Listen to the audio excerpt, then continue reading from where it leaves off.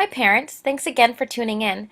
Today I'm going to talk very briefly about how to access and navigate the Kids A to Z website.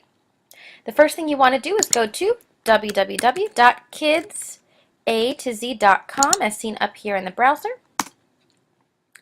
And when you do, it'll take you to the login page. Once you get into the main login page, you will have to type in the teacher username provided by your child's homeroom teacher.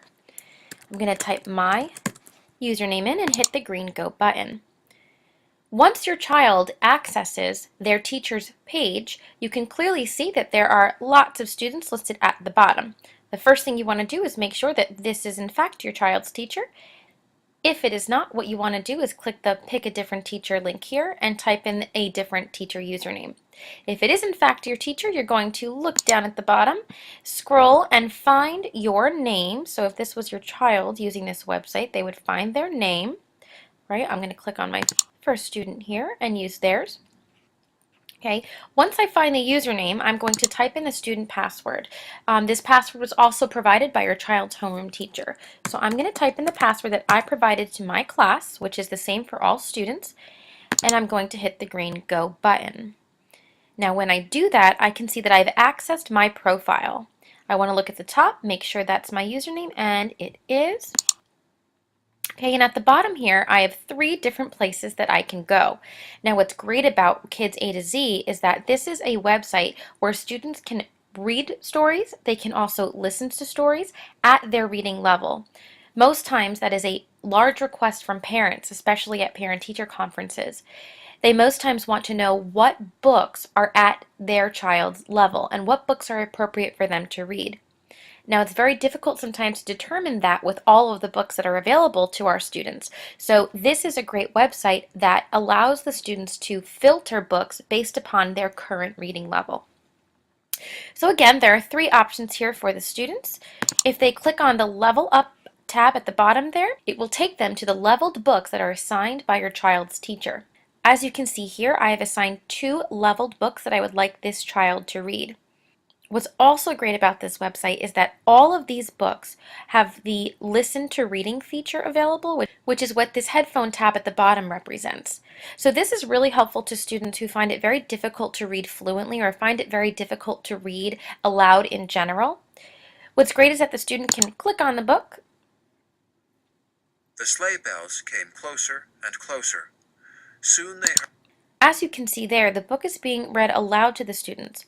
The words and sentences are also being highlighted to help those struggling readers. Let's go back to the reading homepage, and if we do, we have 2 more options here available to us. Again, if we click on My Assignment, this is where the student is going to find all of the books assigned by their teacher. As you can see, I have assigned 4 books that I would like my class to read. And same as before, they click on the book that they are going to read and listen to. World Holidays, adapted by Cecilia Mason. Again, you can hear that the narrator is reading the book aloud, and each sentence and word is highlighted so the student can easily follow along.